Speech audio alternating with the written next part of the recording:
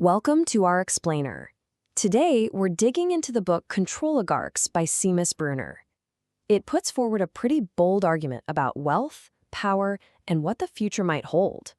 All right, let's get right into it. So, the book kicks things off with a huge question.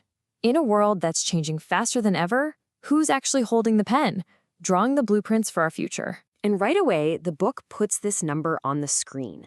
It says that a conservative estimate for the combined wealth of the people it's investigating is over $1 trillion. That's a staggering figure. Now, to really frame this whole idea, the author creates a new word for us: controligarch. The book's definition is pretty specific. It's not about the old school idea of an oligarch.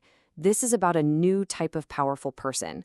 Philanthropists, tech billionaires, who the book argues are trying to reshape the entire world. So who exactly are these controligarchs, according to the book? Well, the author points to what they describe as a really tight network of billionaire philanthropists, the biggest names in tech, and the giant financial firms that, let's face it, manage a huge slice of the world's money. And here's the data the book uses to back that up. It claims that during the pandemic, these groups saw their wealth just explode. We're talking a nearly 38% jump for certain billionaires, almost 35% for top financial firms, and for the top 25 member companies of the World Economic Forum, well, their value shot up by $2 trillion.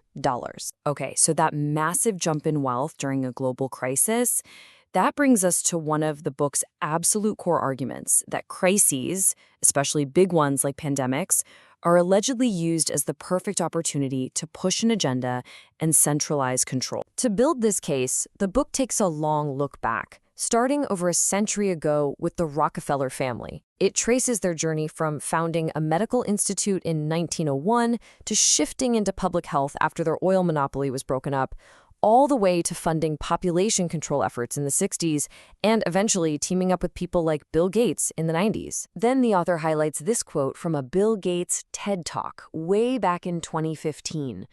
The book presents this not just as a spooky prediction, but as a sign of just how deeply involved he was in getting the world ready for a pandemic. And, it argues, in shaping the response to it. And from there, the book tries to connect the dots directly from the pandemic to a much bigger plan. It uses this quote from Klaus Schwab, the founder of the World Economic Forum, who, in the middle of 2020, explicitly linked the COVID crisis to something he called the Great Reset. And this is a crucial point in the book's argument. It claims that vaccine passports weren't just about public health. The author alleges they were actually a test run, a stepping stone, funded by these same foundations, to get a global digital ID system off the ground. But according to the book, this is about more than just health. It claims the next piece of the puzzle is the global food supply, and that a similar push for control is happening right there, with what we all eat. And the book paints a picture of two very different worlds. On one side, you have family farms, which it says are getting squeezed by new rules and soaring costs. And on the other side, you have massive corporate farming. And the book makes a point of highlighting that Bill Gates is now the biggest private owner of farmland in America. The author then uses this direct quote from Bill Gates to argue that there's a real push from the top down to completely change our diets, moving us away from traditional meat and towards lab-grown foods. So what does this new menu actually consist of? Well, the book lays it out. Lab-grown meat, proteins made from microbes, even insect proteins, and new genetically modified fertilizers. And here's the kicker. The book notes that many of the companies pushing these things are backed by the same people arguing for the big dietary shift. All right, so we've touched on health and food. The third major pillar of the book's argument is about controlling information. Who gets to decide what's news and what's true. The author's point here is that the media you consume is way less diverse than you might think. This chart illustrates the book's claim that just a tiny number of giant corporations, many of them, it notes, partners with the World Economic Forum, own almost all of the major media outlets. Now, as a case study, the book lays out this very specific timeline around the Hunter Biden laptop story. It starts in September 2020 with a war game exercise about a hack and dump situation. Then it jumps to October 14th, claiming the FBI briefed Twitter just hours before the story dropped. Right after that, social media platforms censored it. And then, after the election, 51 former intelligence officials publicly called it Russian disinformation. The book presents this sequence as a coordinated campaign to control a narrative. And this all connects to what the book calls the revolving door. The argument is that you have high-level intelligence officials who then leave their government jobs and walk right into positions as media analysts.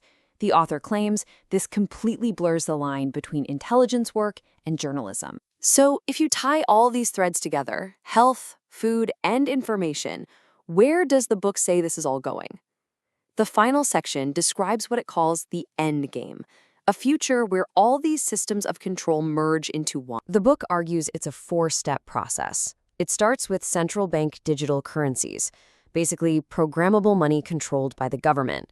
The book claims this would then be tied to that universal digital ID we talked about. From there, that system could be managed with social credit scores, which could affect what you're allowed to buy or do. And the final step, the author says, is a push toward what's called transhumanism, actually merging humans with AI. And according to the source, the place where this all might come together is the metaverse. The book sees it as the ultimate platform for control, a totally virtual world where every single thing you do can be tracked, measured, and even managed. The author points out that the WEF is already heavily involved in discussing how it should be governed. The book closes with this powerful quote, essentially framing its entire argument as a modern-day fight for the very same freedoms that were fought for centuries ago. And that wraps up our explainer of the book Controligarchs. What the source gives us is a complex warning, and it leaves us with some pretty big questions to think about. As our technology gets more and more powerful, how do we as a society strike the right balance between progress, our personal freedom, and these new systems of control?